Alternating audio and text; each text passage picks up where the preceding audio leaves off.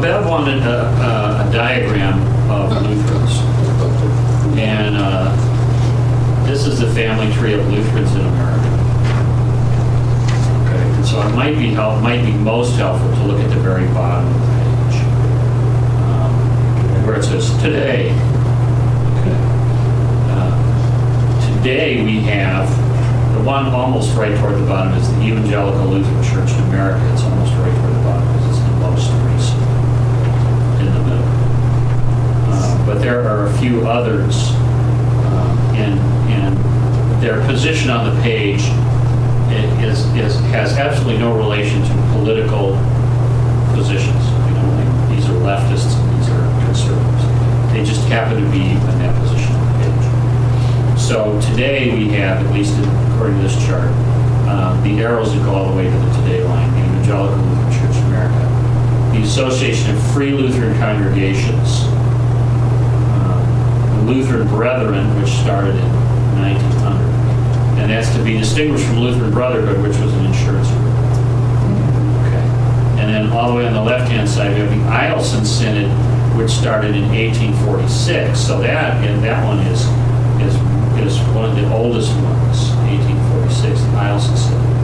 And those are Scandinavian Lutherans. Over on the right-hand side, we have the first one to the right of the ELCA is the Missouri Synod, which goes all the way back to 1847. If you follow that arrow up, you see there's a red arrow that comes off of it. That's the AELC. That was formed in 1974, and it says 7X. I'll tell you a little bit about that. If you follow it continuously up, the Slovak Evangelical Lutheran Church was formed in 1902. It later became the Synod of Evangelical Lutheran Churches, and then joined the Missouri Synod in the 1970s.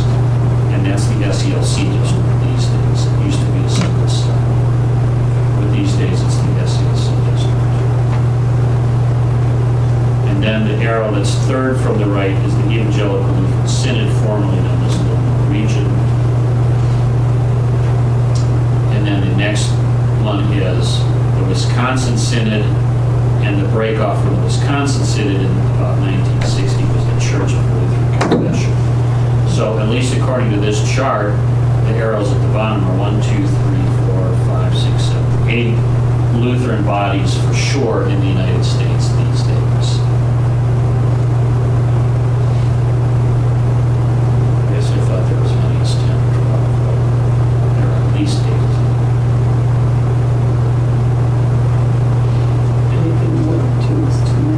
Anything more than 2 is too many. Well, that was the attitude of some of the German states in the mid-1800s. The German rulers were saying, we don't want all these churches.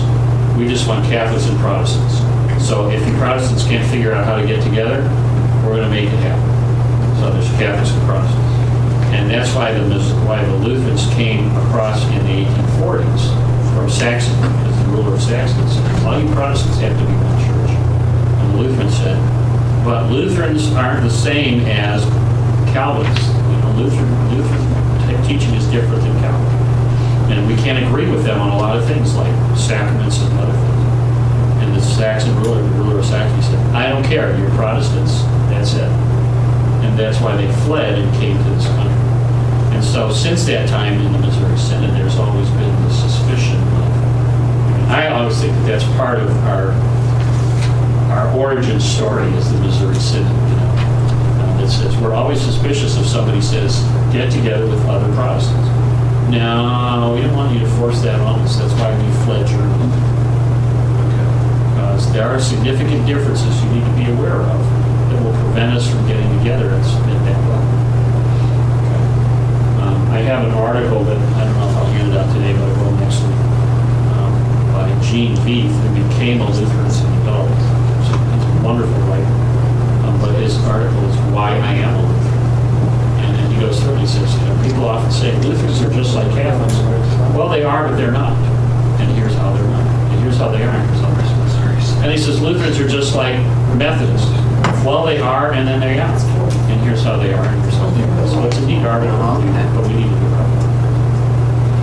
On the Slovak Evangelical Lutheran Church in 1900, Slovaks didn't show up on this country as Lutherans until the 1900s. And then they did it for economic reasons because the mines were given on Slovakia and it was nasty over there. It was the late Austro-Hungarian Empire in the 1900s, and they were under Slovakia. And they came here, and then they started to form churches. In the early 1900s, they settled in areas where they could do what they did in Slovakia, which was to mine coal and to farm. And so there were a lot of them in southern Ohio there. And they first formed a group called the Slovak Evangelical Lutheran Church, and later on, the Synod of Evangelical Lutheran Churches. And then when the Synodical Conference broke up in 1960, they were invited to join the Missouri Synod in the 1960s. They're invited to join the Missouri Synod because we were closest to them in terms of doctrine. We agreed with them as most of them. SELC pastors were trained at the Fort Wayne Seminary. The only difference was that they spoke Slovak and preached in Slovak. And so we joined the Missouri Synod in the 1970s as a non-geographic district of the Missouri Synod. And we've been that way for almost 50 years now.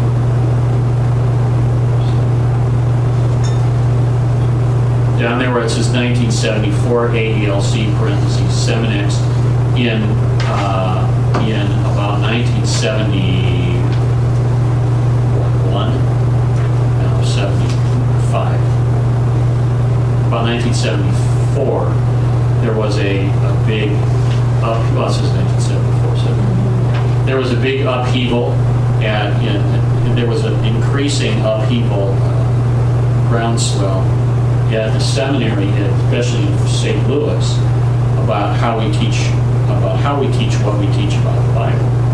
And there was a lot of the seminaries. Our seminaries are not standalone; they're actually owned and operated by the Lutheran Church Missouri Synod. So even though there's a board at the seminary, the synod actually controls what goes on. It's supposed to control what goes on in the seminary. And there's two of them, yes, there's one in Fort Wayne as well.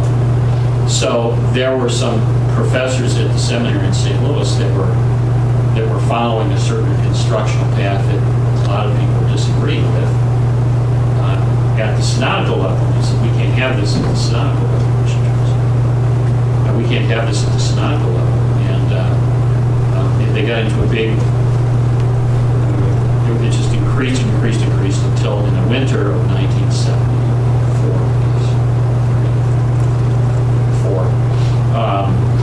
A whole bunch of the faculty and students at the St. Louis Seminary just got up and walked out. They said, yeah, we're leaving, and they walked out. And they left maybe 5 or 6 faculty members, just a handful of students. The ones that were left were either the more conservative or in some cases, the older ones who didn't want to give up their pensions.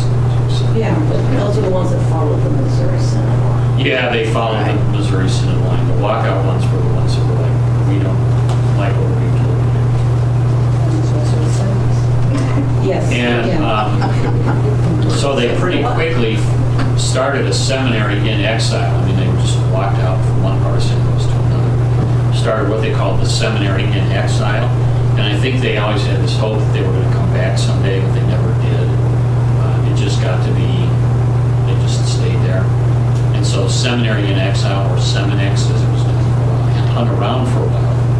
A number of Missouri Synod churches thought that they had a point, and so they left the Missouri Synod and joined together in a group called the Association of Evangelical Lutheran Churches. One of those, case in point, was Messiah Lutheran in Fairview Park, which had been Missouri Synod for a long time, and then they left. And eventually, Seminex just kind of imploded. It just kind of dissolved. The professors and the students ended up finding a better home at Lutheran School of Theology in Chicago, and other seminaries in Gettysburg that were run by the Lutheran Church of America, or the ELCA rather. So they went there. The AELC eventually was sucked up into the Evangelical Lutheran Church of America when they were formed. ELC and Seminex don't exist anymore. They're in the ELCA, but some of them came from Missouri Synod. So,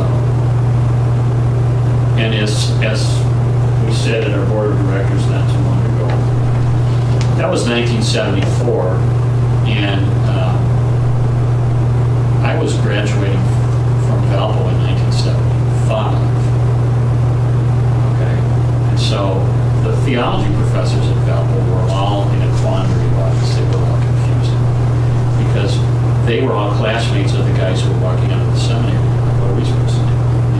These guys aren't heretics. We knew them at the seminary. And so there was all that kind of stuff. And so the Valpo students, the administrative students at Valpo, they didn't know what to do. And it was just a heck of a time. Pastor Toloni, our good friend Pastor Toloni, was a student at the St. Louis Seminary. And then he went on vicarage to Calvary Lutheran Church in Parma. And the lockout happened while he was on vicarage, and then he didn't know, should I go back to St. Louis or where should I? So he went back to, so when he finished, in order to finish his seminary education, he went back to Fort Wayne. Because to go back to St. Louis didn't seem like an option. To go to Seminex was not going to be an option. And so he went back to Fort Wayne. So he was one of the students who was a student of both seminaries. Because he got caught in that whole shuffle. And it was a pretty messy and ugly time in the history of the Missouri Synod. But he's okay these days. He always was okay.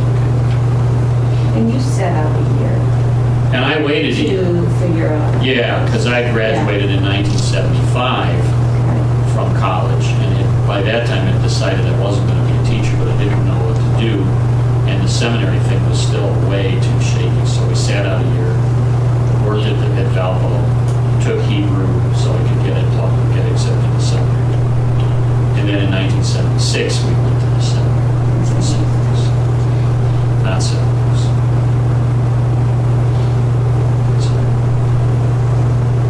Yeah, so that's a little messy history of. It was a hard time for the congregations. It was a hard time for some of the congregations, yeah. I mean, like Deciding which we were going to stay with. Yeah, Stay in Missouri Synod, or were we going to go with the... yeah.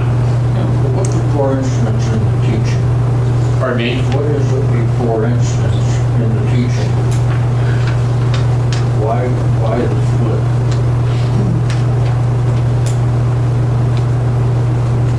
Everyone's teaching out of the Bible. Everyone's believing the sacraments. It was a little liberal. Well, yeah, in those days, the question was, I mean, we're teaching out of the Bible, but the question really was, how do we teach out of the Bible?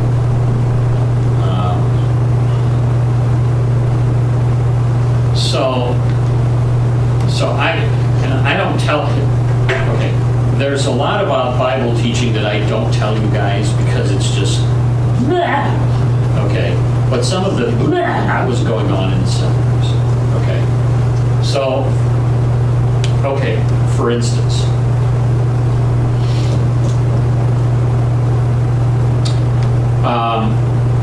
think of the four Gospels, Matthew, Mark, Luke, and John. Okay. Matthew, Mark, and Luke look a lot alike. I mean, if you just think of them in general. John looks different. Yeah. It just is. Matthew, Mark, and Luke tell stories, they tell parables. And John is like in another category completely. It's a gospel. So leave him off to the side. Matthew, Mark, and Luke. If you line them up so that you put them side by side, Matthew, not verse by verse, but sequentially, what do they look like? Let's take the Christmas story, for instance. In the Christmas story, where are the shepherds? Where do they show up? In which gospel did the shepherds and the angels show up? Only in Luke. Okay. They only show up in Luke. They don't show up in Matthew and Mark. Where do the wise men show up? Only in Matthew. They don't show up in the other two Gospels. Who shows up in Mark's version of the Christmas story? Nobody, because Mark doesn't write the Christmas story. Mark starts with John the Baptist preaching in the wilderness. He doesn't even worry about the Christmas story or Jesus in the temple or any of that kind of stuff. He starts with the Christmas story. With John the Baptist in the wilderness. In Luke and in Matthew, they both have, these are the ancestors of Jesus. But the two lists are completely different. And it looks like, we tend to think that maybe Luke's list traces it, one of them, I don't know which one anymore, one of them traces Jesus' ancestors through his mother, the other one traces it through Joseph. Matthew quotes different Old Testament scriptures than Luke does. Matthew sometimes has different miracles than Luke does. The Sermon on the Mount looks different in Matthew than it does in Luke. Okay. They have different, if you read the Passion story, what happened to Jesus on Good Friday, it's different. Okay? And if you line them up side by side and you pull them apart, if you line them up side by side as if they were puzzle pieces put together, what it looks like is, it looks like Mark, it looks like Mark wrote this, okay, first. And then Matthew came along to write a gospel and said, okay, we'll do this, but I know some other things, so we'll add some of these other things that I've heard from other sources to this. Okay, and that's kind of what Matthew did. Luke did the same thing, but from a different direction. Luke said, I'll start with this, but I know I've heard some other things from other people and add those to this. So, in other words, they're like reporters with their sources. Okay, Mark wrote this, and we think his main source was Peter. But Matthew was also an apostle, so he took Mark and he had his own sources and he added it. Luke was not an apostle, but he did research, and so he had his sources, and so he added it. So it's like, who had what sources? And Matthew and Mark, or Matthew and Luke maybe had similar sources that Mark didn't have. And it's so in a sense, it's like, where did we get all these things? Who did all of this? And there was an effort in the early 1900s, especially in Germany, to pull that all apart and say, all right, if Matthew was saying this, and if Luke was saying this, and if Mark was doing this, then what are the actual true words of Jesus?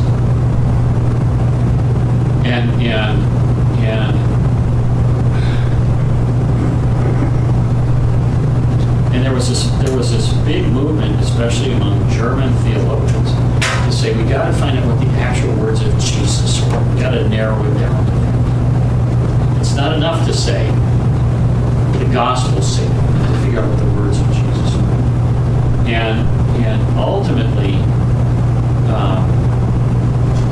in Germany, there was a book by, believe it or not, Albert Schweitzer, a famous medical missionary, who basically concluded that the only thing that we can be sure of is that there was some guy named Jesus who walked the shore of the Sea of Galilee and said, follow me. And that's all we can really be sure of.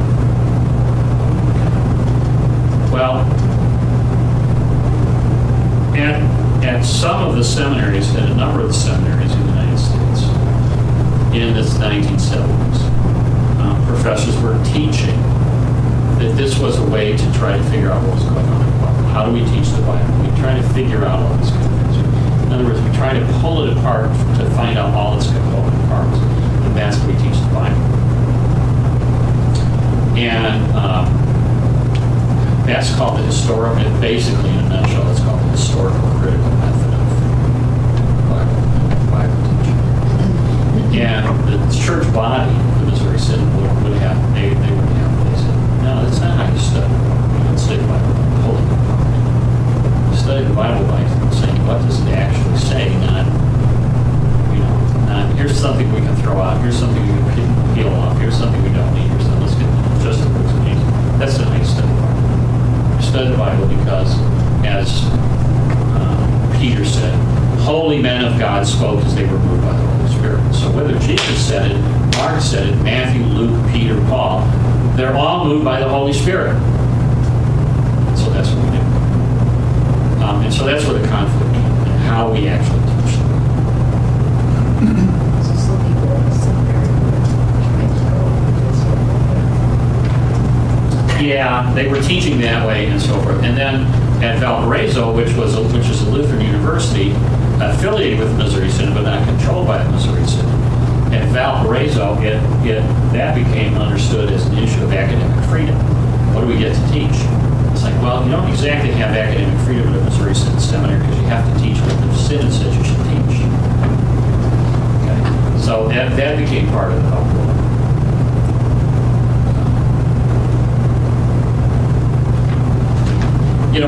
Another example is this one. In today's gospel lesson, and I didn't say it in the sermon because in some cases it's the place for this is the Bible class and not in the sermon. So in today's gospel lesson, it's the pool at Bethesda, the guy who gets healed at the pool at Bethesda. In verse 4, it says that from time to time an angel came and stirred up the waters, and the first person in the water after it gets stirred up would be healed. Well, this isn't historical criticism. This is what's called textual criticism. When you look at the Bible text. And what we know is this. That verse is not in the oldest copies of the gospel. John wrote his gospel by hand, and then other people copied it by hand. So there were copies of copies of copies of copies of copies. And in the oldest copies of copies, that verse is not there. It doesn't show up for couple hundred years. So there's copies that go back to 200 AD, 300 AD. So it doesn't show up for a couple hundred years, and all of a sudden, verse 4 is in there. So if it's not in the oldest versions, how did it get in there? Okay? And the theory is always the shorter version is probably the more accurate because the way scribes were taught is you have to get it in, you have to do exactly what's in there. You can't leave anything out. So the idea was it would not be likely that somebody would leave the verse out. It would be more likely that somebody would put it in there. Why would they put it in there? Well, because without that verse in there, so the guy is at the pool of Bethesda. He's waiting to be healed. Jesus comes along and says, do you want to be healed? And the guy says, I don't have anybody to put me in the water when it gets stirred up. And people probably were always thinking, what the heck does he mean? What does he mean? I don't have anybody to put me in the water when it gets stirred up. So somewhere along the line, some editor decided to write it in there in the margin or something, and some guy who copied that thought it was supposed to be in there, and so he copied it. So then it started getting into copies and copies, and that's how it got in there. So now we have, in our day, we have this issue. Do we leave the verse in or do we take it out?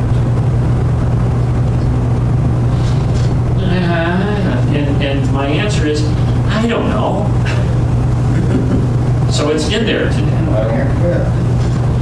Well, you may not care except that, if you think about it, which some people do, you're left with the question of, so here's this guy at the house of mercy. He's expecting to get healing, perhaps, from a God who is supposed to be merciful at a place called the house of mercy. And how does that jive with a picture of a God who commands an angel at a random moment, just go down there, stir up the waters, and see who jumps first? And let's play the lottery, and maybe we'll bet on them, to see who, maybe he's betting on them or not, I don't know. But all of a sudden, it's a race to see who jumps in the water. And knowing that these people of Israel are not going to, take a number like they do at the bakery and get line. Whoever jumps first is going to be one.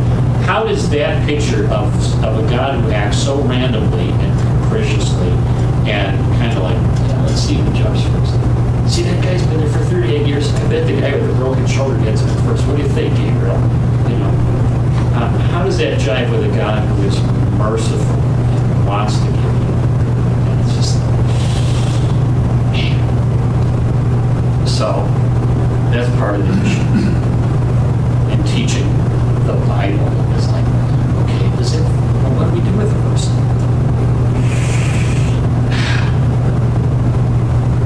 So there you have it. So in the sermon, you leave the verse in so we can talk about baptism and healing and so forth. In Bible class, you say, this is my struggle in whether to leave it in or not, because we happen to know that this is okay. Now that doesn't happen a lot. That doesn't happen a lot, but sometimes it does, and then you go, Wayne. I think a good example of the kind of Bible study you might find in other Lutheran church bodies and not Missouri Synod, tell them about the Jesus seminar. Well, yeah, and there was as a result of the Germans in this country in the mid-century, mid-20th century, there was a whole thing called the Jesus Seminar, and the Jesus Seminar was basically a bunch of scholars that were following this German path and saying, what is it that we can actually know about Jesus? But from historical evidence and from the Bible, what is it that we can actually know about Jesus? And the result and the answer that they came up with was not a whole heck of a lot. Well, they used marbles, didn't they? They would throw down something that Jesus did, like healing somebody by putting mud on his eyes. Yeah. And that if Jesus did that for sure, you put one color marble into a pot, and if Jesus maybe did it, you put another color, and if we don't know if Jesus did it, you put another color marble, and if we're pretty sure Jesus didn't do it, put another color, and if we know he didn't do it, we put another color marble, and then they look at all the marbles and decide whether or not Jesus did it. Yeah, and somewhere along the line, the Jesus Seminar lost all their marbles.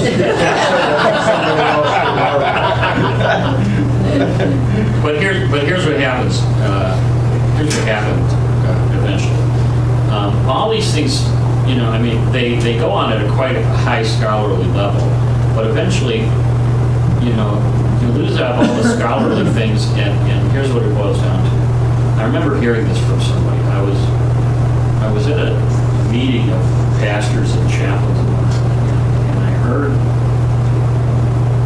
one pastor say he was getting ready to preach on Sunday, and he was going to preach on the story of Elisha, I guess. Or I don't know if he was going to preach on it, but the story of one of the stories of Elisha, the prophet, was coming up that Sunday. And in the Elisha story, just after Elijah goes up into heaven in the chariot, Elisha is walking along and he's sad and so forth. Elisha is much older than Elijah. Okay, and so he's already lost all of his hair. He's walking along, and there's a bunch of snotty teenagers who have seen Elijah go up into heaven, and they see Elisha walking along, and so they go, "You go up too, baldy." And so, or in the King James, "Go up also, thou bald head." And so Elisha curses these boys, these snotty teenagers, and a couple of she-bears come along and rip these boys to shreds. And so this guy who was at this conference said, I'm thinking about preaching about that, but of course that's all mythology. And I thought, when that's one of the destinations you end up when you go down this road. Did Jesus do that? Did he not do that? Is that there? Is it there? In the Old Testament, well, that's just mythology. That's like a fairy tale. It's like, no, and that's the dangerous direction to go to. I think we need to be able to say the Bible is not the same as Grimm's fairy tales. It doesn't tell us moral stories. The moral to the story is this, or the lesson here is this. It is a story about God and his action in the history of the world. It's a story of salvation. It's the story of Jesus. It's not a bunch of fairy tales that we stuck together to make children behave. It's not the point of it. It's not mythology. Things we cook up to figure out how the world is. It's what God himself has told us to do. That's what we need to stick with. So that's a really long answer to your question, but that's what the uproar was. No, I asked however many questions you want. But that was the uproar in the mid-70s. So how do we teach what we teach? And the ones with struggle with us. Well, either the ones with it is, either the ones who were leaning toward the historical critical method left out, or the ones who were supporting them in whatever way, that they were close friends of theirs, were the ones who left out.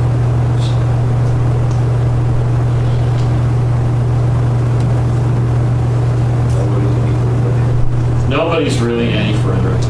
Nothing changed. Yeah, well, on the other hand, some things have changed because the churches, the bodies that formed the ELCA, the Evangelical Lutheran Church, were already leaning in the direction of, I'll say it kind of cavalierly, but this is what it is. They were already leaning in the direction of, we really don't have to take the Bible all that seriously. Yes, God's, maybe it is a collection of stories and myths and all that other kind of stuff. And when you lean in that direction, then, the ELCA is kind of gone down.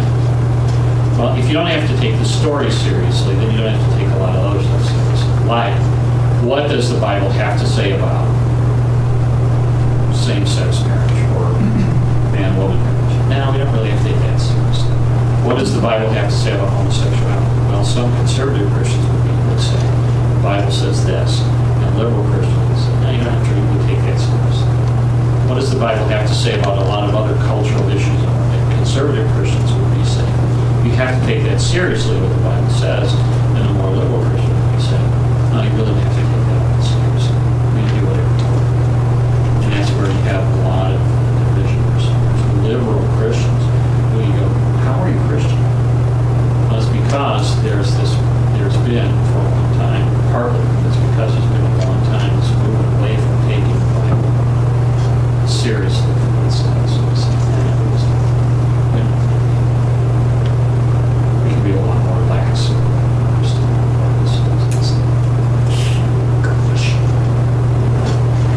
That's a good idea. I don't think it's good. And see, I look at that as a way of saying, this is the devil's way of splitting society. Well, yes.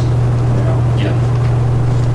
And one Yeah. little act today, 30 years ago, Right. changes slowly. And everything slowly changes, and it just gets worse. Right.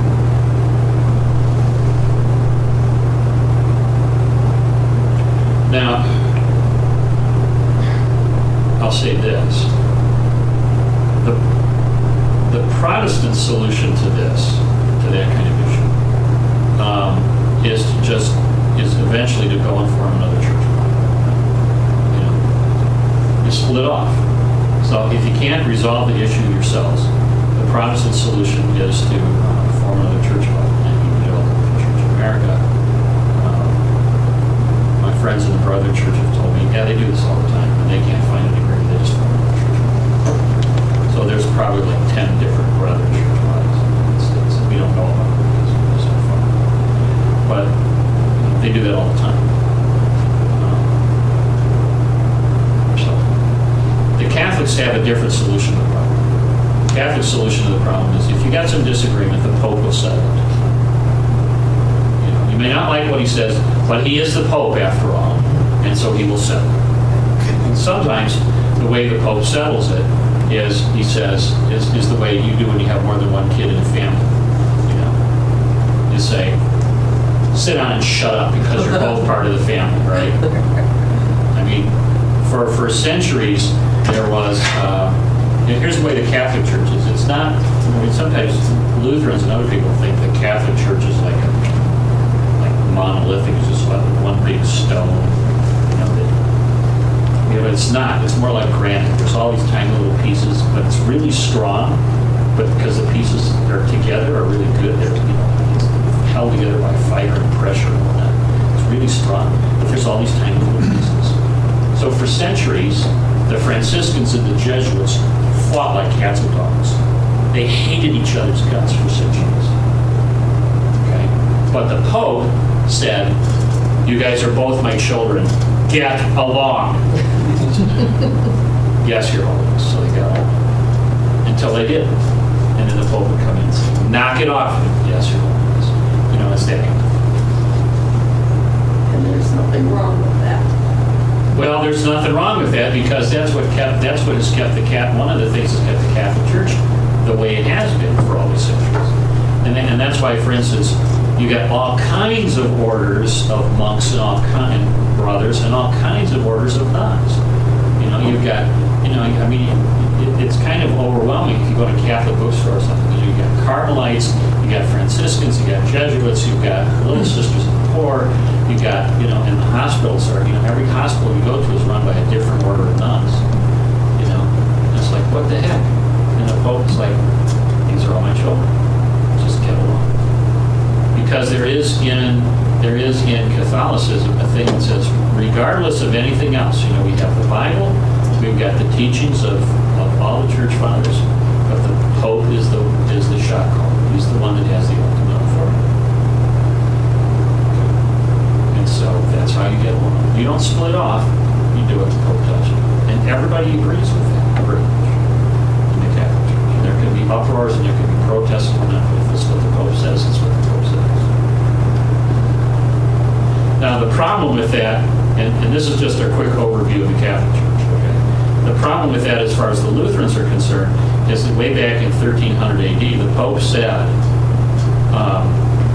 you have to be subject to the Pope in order to be saved. Okay? And by the time Luther came around, Luther said, no, that's not part of the plan of salvation. God didn't say, God so loved the world that he gave his one and only Son and also the Pope, that whoever believes in Jesus and is subject to the Pope will be saved. And that's not what the plan was at all.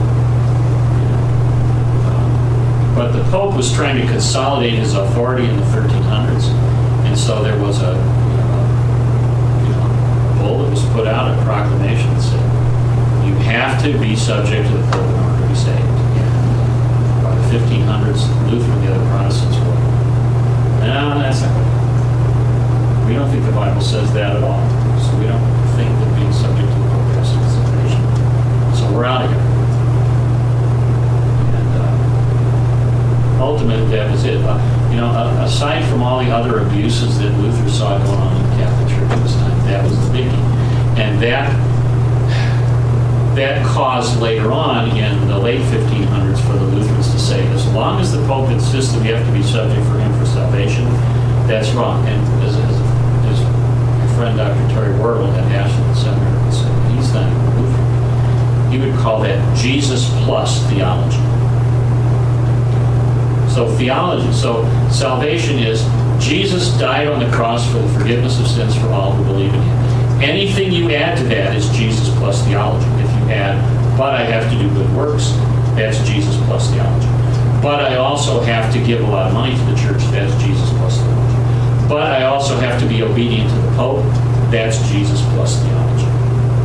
And anytime you have Jesus plus theology, that's not salvation by grace through faith in Jesus Christ. That's not what God did. So that's why Lutherans are still, we may have conversations with the Catholic Church, but that's why we're still. No, because that particular one from the 1300s is still on the books. No Pope has ever reversed that and said, yeah, you don't have to be subject to it.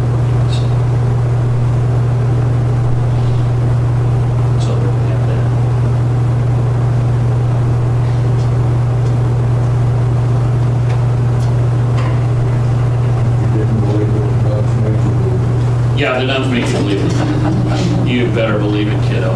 Back you go to rule or shillelagh or something. Now, if you have the book on Christian denominations, there is a little chapter on the Catholics.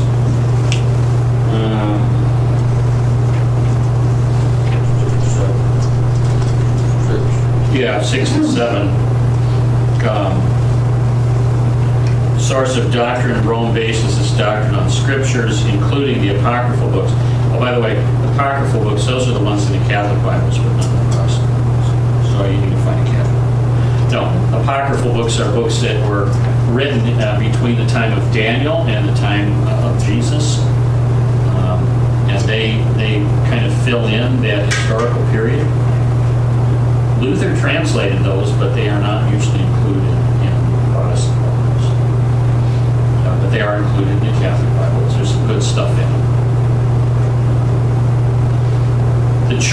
the authority to, and our oral tradition is preserved in ancient writings. So you'll often see from Catholic writers, well, as I said today, some of what I said today is from Luther, some of what I said from St. John Chrysostom, some is from the Bible. And it's not unusual to hear that from Catholic people all the time. Chrysostom said this, and Scotus said this, and Thomas Aquinas said that, and they carry, their word of authority carries almost the same level as the Bible. Lutherans would say, no, the Bible is the one that carries the authority, and if we want to quote Aquinas or Luther or Augustine, we quote them to support our own thoughts. But in the Catholic Church, those guys are right almost on the level of okay. But the ultimate authority is the Church, either through ecumenical councils or the teachings of the Pope himself. Okay. So the teachings of the councils, like the Vatican Council or Council of Trent, which pretty much defined the Catholic response to the Reformation. That's the official Catholic teaching.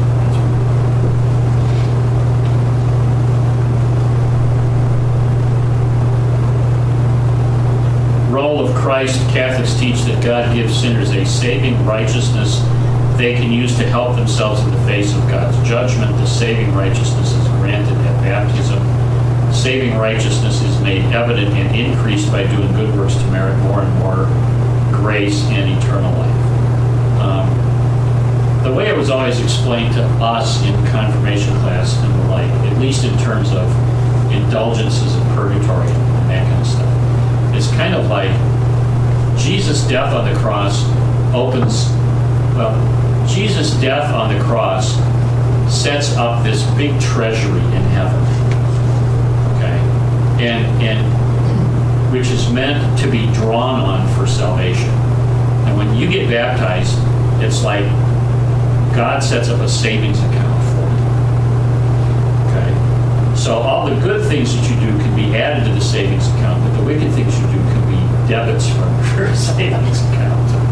And eventually, when you get to purgatory, you're going to be like one of those guys on Jeopardy who's in the hole, And so you need some way to get yourself out of the hole, and that's what the treasury of Jesus was for when he died on the cross, is to help you get out of the hole, and that you find yourself in purgatory. That's the way it was explained to us.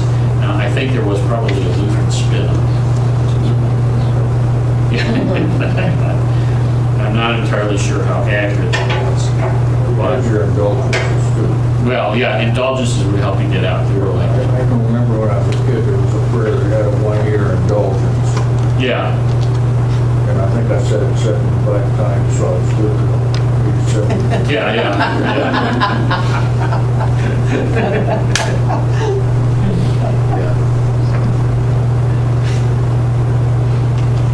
On page 8, though, and we can look at the bottom. On page 8, Lutheran response. Roman Catholics confess Jesus Christ as the way to salvation. I mean, that's true. Lutherans sometimes didn't think that, but I think it's true.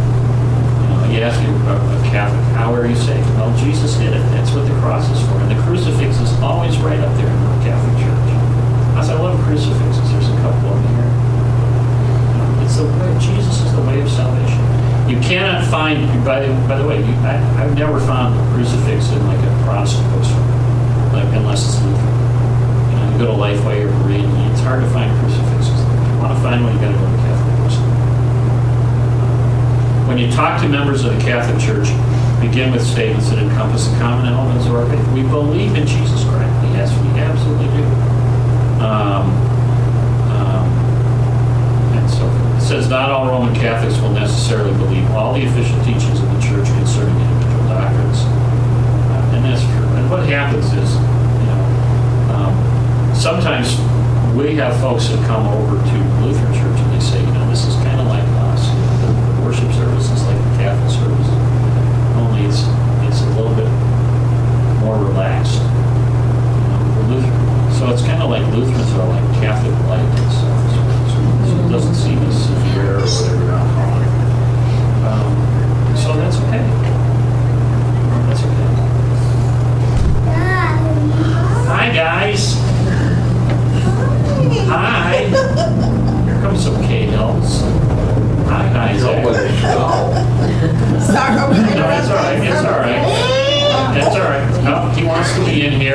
And he wants It's to okay. explore. It's I okay. was gonna say that one's off, so. Okay. That's okay. So anyway, There have been Bible class. yeah, that's the deal. That's okay, don't worry. And we have,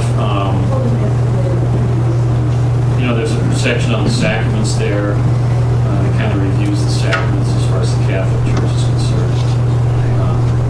I think I said, I don't know if it was last week or the week before, the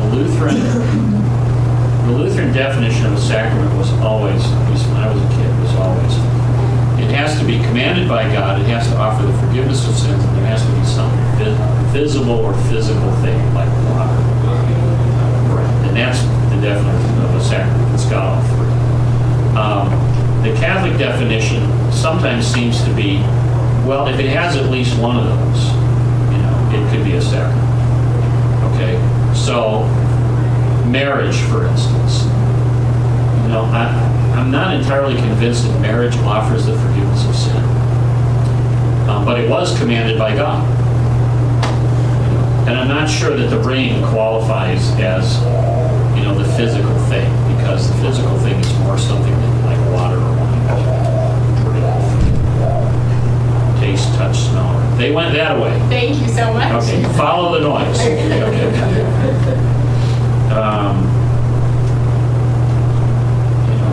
Ordination is another one. Sacrament of ordination. Okay. I think ordination is a great thing that needs to happen. And most churches believe that, but as a sacrament, I don't know if it offers forgiveness of sins. But it was commanded of God, and it's in the Scripture. In Paul's letters.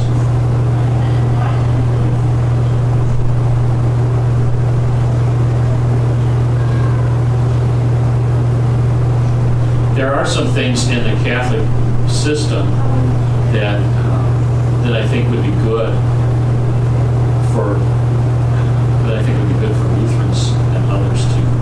And I have a lot of Protestant friends who have kind of grabbed on to some of the things in the Catholic system as things that would be good to have.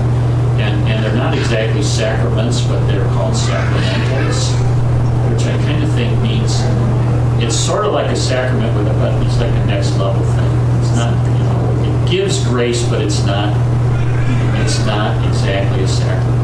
Like, for instance, the whole notion of anointing a sick person with oil, to aid them in their spiritual and physical healing. I think it's an ancient practice that Protestants are just like, oh, come on. But Catholics do that. Priests do anointing for sickness. And I know a lot of Protestant people are going, that probably is not a good idea. It's a good thing. The fragrant oils, anointed, blessed, consecrated. That's not a bad thing to do. And there's a peace that comes in your mind. That's simple. Yeah, and I think these days, especially, when we realize that we're understanding more and more about left brain, right brain and stuff. The left brain is a logical brain. The right brain is the brain that senses things. So I could pray for a person's healing, and that goes to the left brain. But if they feel the touch of my thumb and they smell the fragrance of that oil, that goes into the right brain at the same time. It makes both sides of the brain work. And if it's done in faith. Yeah. So I think there's something to be said for stuff like that.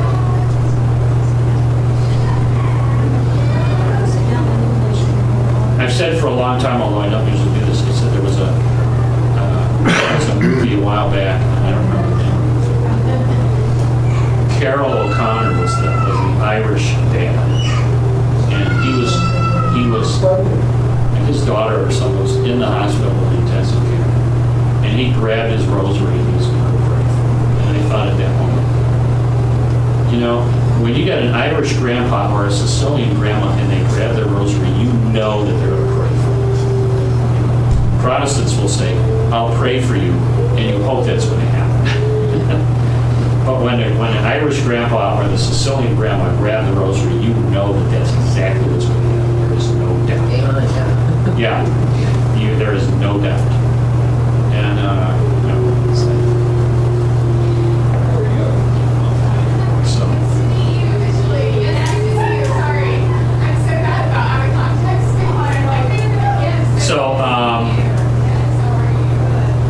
Anyway, I don't really have a whole lot more to say about the Catholics. The Catholic Church, I think we can go into the whole history of Catholics and Lutherans and all that other stuff, but a lot of it is... Let me say this. The Book of Concord, which is the official teaching in the Lutheran Church Missouri Synod, scriptures are, that's it. And the Book of Concord is right